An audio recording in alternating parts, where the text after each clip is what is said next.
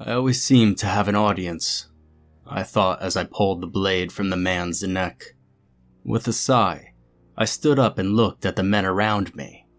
Dirt and grime covered their faces, accompanied by a fair layer of exhaustion. Still, they looked a damn sight better than the bodies at our feet. "That looks like the last of them, sir," one legionary said. He turned his head to look past our defenses to the ground beyond. "A few might have made it back to the tree line." I followed his gaze and shook my head. Off to tell their leader his cunning battle plan didn't work on its fourth try, I'm sure. A few smirks broke through the grime on the faces of those nearby as I sheathed my sword. One could hardly call the attack orders from the enemy general cunning. I noticed that the air was not quite as it had been after the previous assaults. Shifting my attention, I could make out some commotion on our left flank. Did Tiberius take some of them prisoner? I wondered, frowning. There was not enough noise for the battle to still be ongoing and earnest, though this was not the sound of a victorious unit either. I signaled for my second in command. "Decimus, check our defenses and get a casualty report. Once everything is clear, bring up the 2 reserve units so the others can get some food and rest." Orders given, I made my way toward the other end of the line. Our standard bearer and 3 other soldiers fell in step behind me.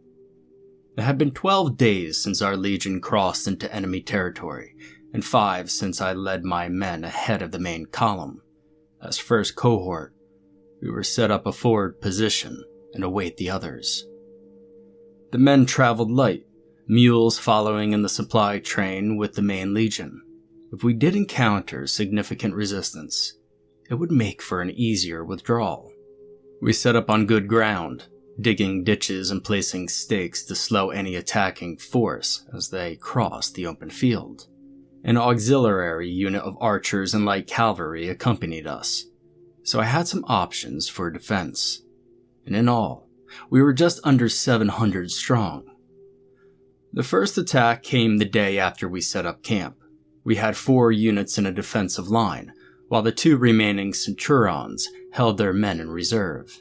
It was enough of our force to repel a direct assault and still allow us to respond to any surprises our hosts had in store for us. They committed to a full frontal attack, charging through the ditches and up into our waiting spears, swords, and shields. Brute force and ignorance, I supposed. For 3 days they came. For 3 days we threw them back with ease. And they have spirit, I'll give them that. Strategy and tactics, however, could use some work. Men just charged in as one large mass, presumably to overwhelm us with sheer numbers. Swords, pikes, axes, just one jumbled unit of tribesmen running straight into us. Some sticks still had leaves on them. They had the numbers, to be sure, but not much else. In addition to our weapons in order of battle, we also had the bows and horses from the auxiliary to give the legionnaires some breathing room. We had only sustained a few injuries and fortunately did not lose any men thus far. Still, it would be wise to find more suitable ground closer to the rest of the legion and supplies. So I sent riders back to the main column with news of our position and the enemy numbering more than anticipated. The cohort set out just before dawn following the last attack, setting up a new position around midday. This not only brought us closer to reinforcements, but also put some distance between us and the enemy force. The area surrounding our original camp was now littered with fallen warriors, which would only bring sickness and death if we stayed. This only added to my concern as I marched toward Tiberius and his units stationed along the line. Our foe hit us with the same tired battle plan on better ground with even less men than last time. So why did this feel so different now? The mood changed as I got closer to the left flank. Euphoric shouts of victory were replaced with quiet murmuring as they looked toward their comrades. Some men from the center units were slowly making their way towards Tiberius, increasing my unease. I tightened my grip on my sword hilt and looked for Tiberius among the men. His red Centurion's plume was not immediately visible, but I soon made out his cloak as he knelt next to a man on the ground. I cursed silently when I recognized it was his standard bearer. Looking around at the shaken unit, I took off my helm and knelt next to Tiberius. He was a year my junior, and our second-ranking Centurion. "What happened, Tiberius?"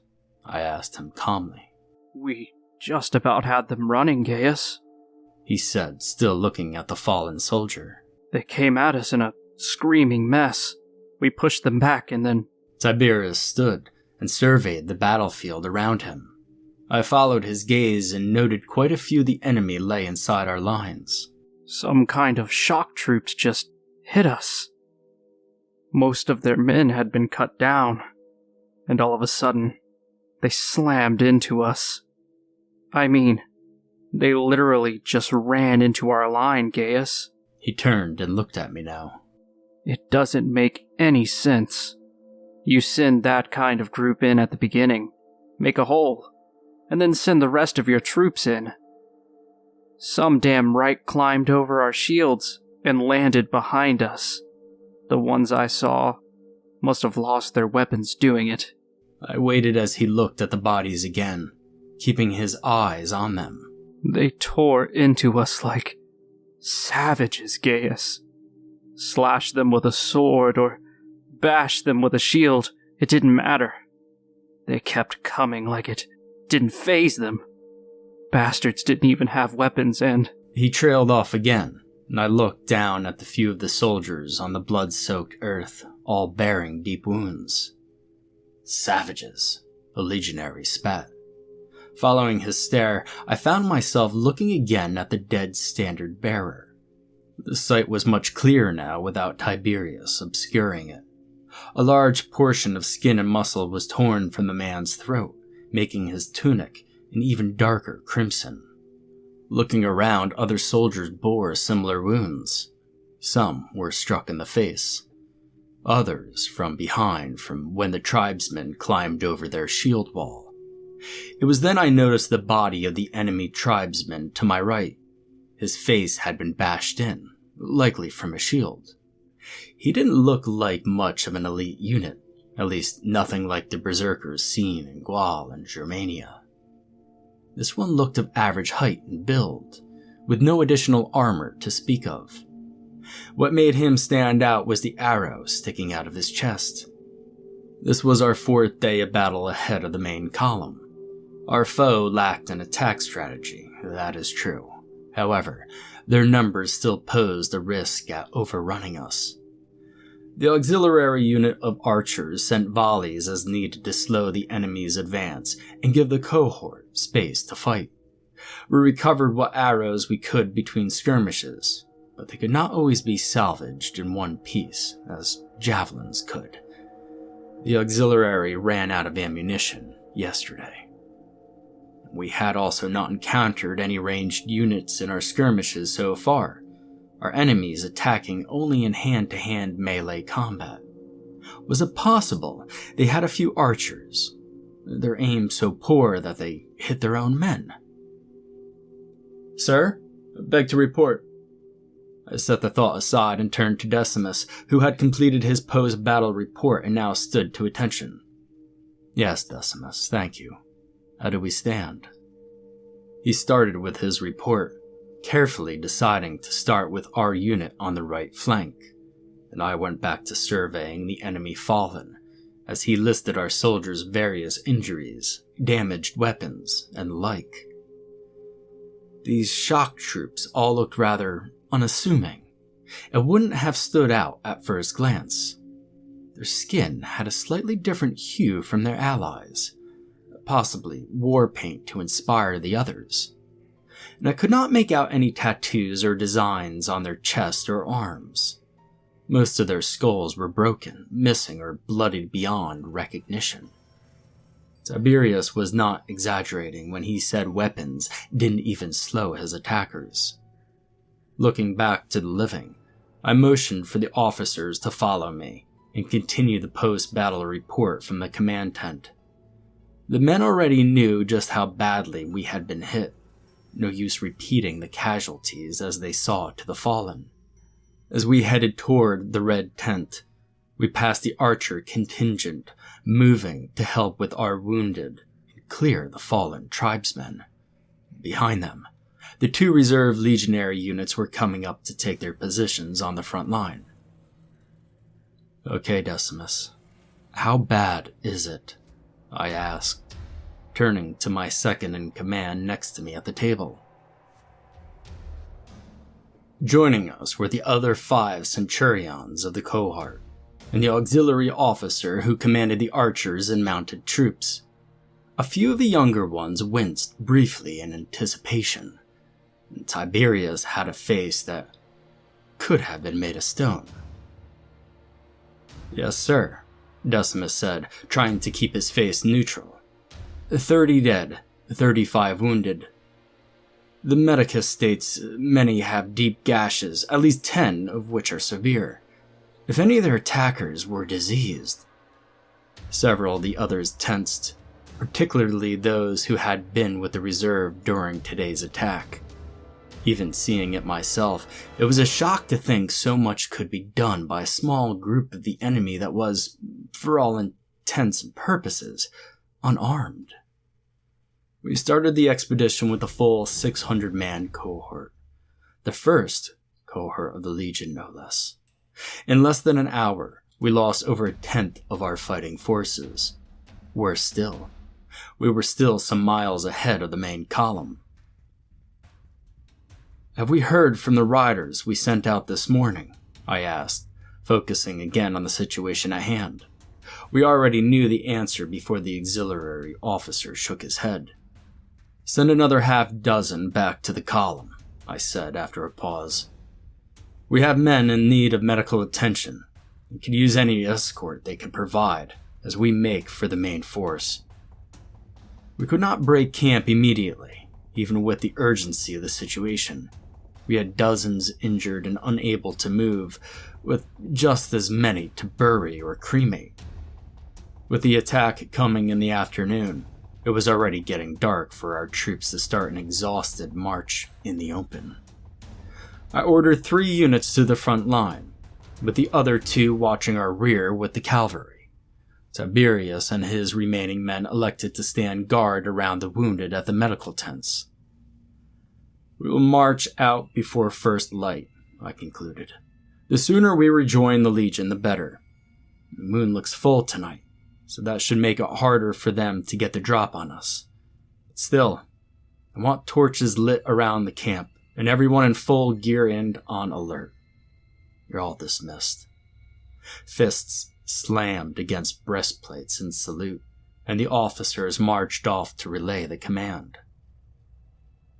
A few hours later, I was still in the command tent writing my report and looking over a map for the best route back to Legion. We would bury our dead and set off at dawn. Gods forgive us. There was no time for cremation if I wanted to keep the rest of my men alive. Just then, startled shouts interrupted my thoughts. They came from the front line again, now manned with 3 units of legionnaires. I stepped outside the tent and listened for sounds in the other areas of the camp. "Get my helm," I ordered one of the guards stationed outside the command tent. He returned a few seconds later, the black and white plume shining in the moonlight. Every soldier wore full gear in case of an attack, but I didn't hear the sound of any weapons or metal hitting metal.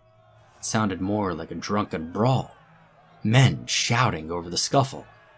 "Let's go," I ordered after putting on my helm. "Now isn't the time for—" I was interrupted by screams. They shattered everything.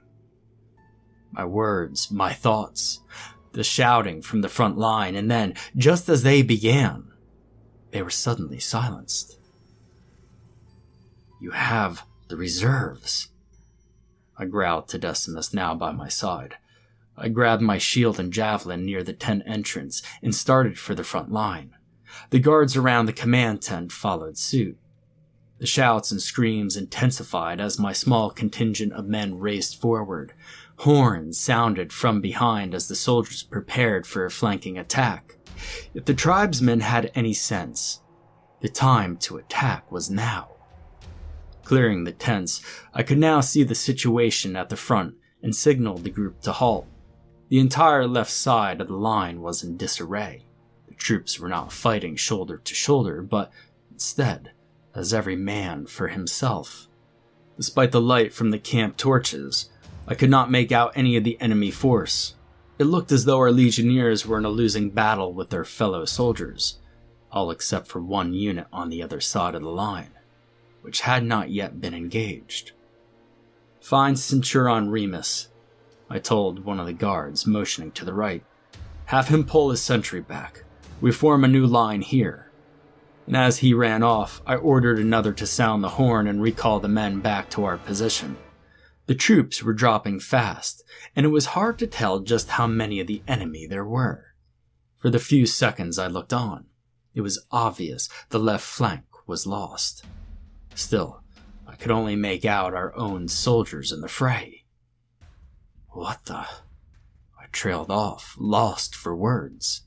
Amid the fighting, one legionary raised his shield and deflected a charge by an unarmed soldier.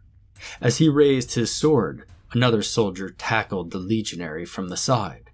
He let out a terrified scream and kicked to no avail as the two started to tear at him. I had to tear my eyes from the shocking sight as Remus ran up to me with two of his officers. Behind him, I could see his men moving quickly to get into our new defensive line. "What in God's name happened, Remus?" I asked, nearly having to shout over the chaos in the front. A handful of soldiers heard the recall order and were now racing back toward our position. "I don't know, sir," he panted, apparently more from duress than from the run over here. "It sounded at first like just a scuffle between a few of the boys, and then panic broke out. All we could make out was yelling about dead men and—" Remus trailed off, glancing at the retreating units, then back to me. "They are our men, Gaius," he said quietly. "The ones we lost this afternoon. The bodies were laid out just inside the trench line so those bastards couldn't get to them." I stared at him in disbelief. "They were dead, Remus.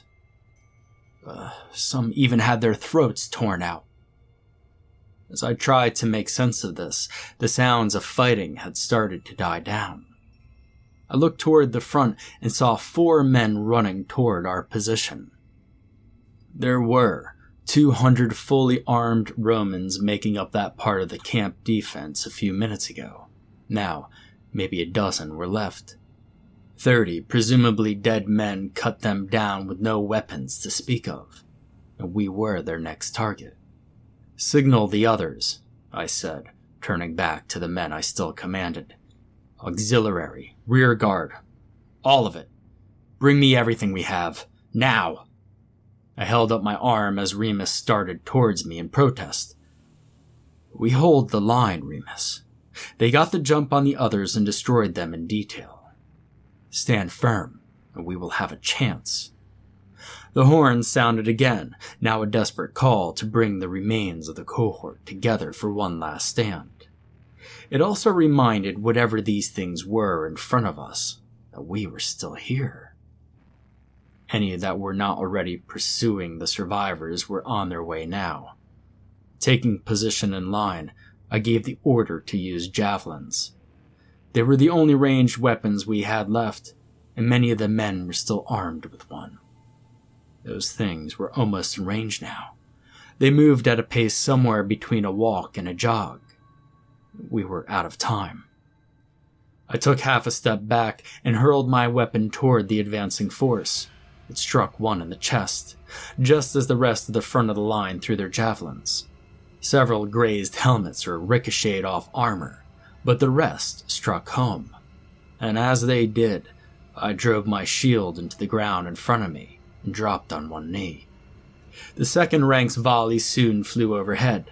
A few seconds later, the third rank sent their missiles into the enemy force. And then, everything was still. The third volley had knocked down what few were still standing. The impact of a javelin was enough to bring a man down and disrupt an advance. If only these were still men. Slowly, the things that were once our fellow Romans started to get up.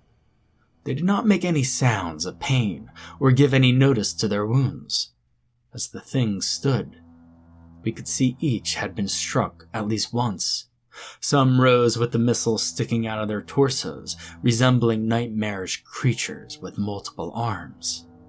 The worst, though, were those hit in the limbs. One used its arm to push itself off the ground, tearing skin and muscle from its forearm as it separated from the javelin still impaled in the ground. Another was hit square in its ankle. Somehow, it managed to get itself back into a standing position and take a step forward. Its foot contacted the dirt, and the javelin instantly tore whatever muscle kept it attached to the rest of the body. The thing fell forward, and its helmet slammed into the wooden spear. There was a brief hope it was now out of the fight, unable to walk. But within seconds, however, it began to drag itself forward to join the renewed advance. Shock and utter disbelief had taken over the line. A few men began murmuring prayers to themselves, imploring the gods to stop this madness. We could not wait for them to answer. I stood up and drew my sword, with the rest of the men nervously doing the same. "Lock shields. Keep them in front of us," I ordered. "We have the numbers. We cut them down one at a time until the last one is gone." And with that, the dead were upon us. Their bodies slammed against our shields, pushing the front rank at least one step back. I finally looked at the thing on the other side of my shield, actually seeing the features for the first time. I did not look at them earlier. I could not. I forced myself to mark their positions and throw my weapons as I would any enemy soldier. But now I had no choice but to look. It still wore full armor. It could be mistaken for a legionary at a distance, or any other knight. This one, like most others, still even had its sword and dagger attached to its belt. The eyes, however, could not be mistaken for those of a living person. The eyes were completely white, as though they had rolled completely back. In the moonlight, they had a strange glow to them, compared to its otherwise grime and blood-covered face. A thick black substance seeped from the thing's mouth, set open in its attempt to get past my shield. This looked different than the dried blood surrounding the creature's wounds. It had bite marks on its neck and arm, which I assume took it from the ranks of the living. The creature, determined even in death, threw itself against my shield in its attempt to get to me. I knocked it back, only to be struck in the arm by the spear protruding from its shoulder. I dropped my sword, but had my shield ready when the thing surged forward again. As the dead man slammed into my shield for the third time, I ripped the javelin out of its shoulder. Pieces of flesh and muscle flew into the air, but the creature gave no reaction. With both hands, I drove the spear into its heart. The thing responded not by crying out in pain, but by leaning forward to bite my hands, still gripping the spear. I recoiled, almost losing grip on my shield and staggering a few steps back. The creature came after me instantly. The soldiers on both sides were too busy fending off their own dead men to stop it. As it charged, I again grabbed the embedded javelin, this time using it as leverage to knock the thing on its back. With my sword still somewhere on the ground, I raised my shield and brought it down with both hands into the creature's neck. The blow tore the dead man's head from its body, separating him in two. Again, it gave no reaction or cry of pain. This time, however, it stopped moving. I sat hunched over the body for the next few seconds, ready to bring my shield down again and reduce it to as many pieces as necessary. Keeping one eye on the corpse, I slowly rose and looked at the ongoing fight against the dead. Soldiers were holding the line, with the shield wall mostly intact. Some of the dead had broken through, but it appeared that others saw fit to remove their heads as well. I could also see one of the rear guard units had arrived. Decimus and the unit's Centurion were moving fresh groups in to fill any gaps in our line. With their arrival, we had almost doubled our number. What's more, the 30 or so dead creatures now numbered closer to 20. "Spread the word," I said to one of the second-rank officers as he handed me my sword. "We open the line and let them in one at a time. Cut the head off and then let the next one come through." He saluted quickly and made his way off. The remaining officers were shouting orders, our soldiers already methodically ending this nightmare. The Roman army is nothing but efficient. As I turned to rejoin the fight, another terrified scream ripped through the air. This did not come from the units in front or the dead assailants they fought off. I spun around as shouting erupted from behind us and instantly knew, in that moment, everything again fell apart. Several soldiers along the line turned, distracted by the screams, and offered just enough of an opening for the dead to push through. The things had already set upon them as the other ranks rushed forward to close the gap. One legionary tasked with decapitation heard the screams as he swung his sword at a creature's neck. The slight change in stance saw his sword land into the thing's shoulder. It knocked him to the ground before his friends could intervene. "Eyes front!" I shouted to the soldiers around me, trying to keep at least some portion of the line intact. "Remus, get your men back in line." Motioning for the few men to follow me, I turned and made my way toward the center of the camp and the sounds of fighting. Bright flames now rose up toward the night sky. Our last unit of infantry had stopped on their way forward to reinforce our line. They were now in combat with even more dead men.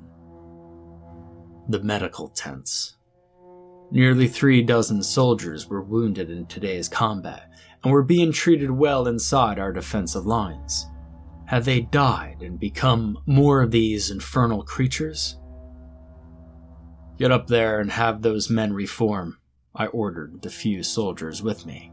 "If they have to, fall back to join the front line." I had noticed 2 men in single combat on the other side of the tents.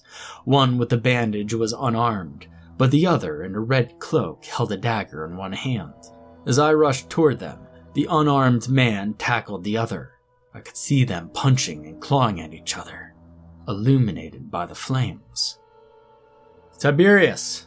I roared, causing the bandaged man to look in my direction. I drove my sword into the thing's neck and twisted, severing its head.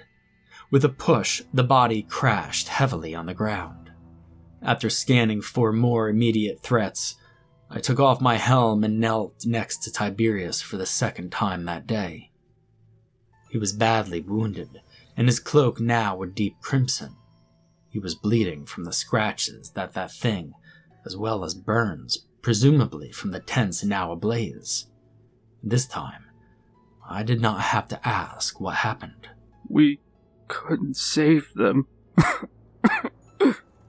he said, coughing out blood as he did. "The medicus had never treated wounds that were so bad."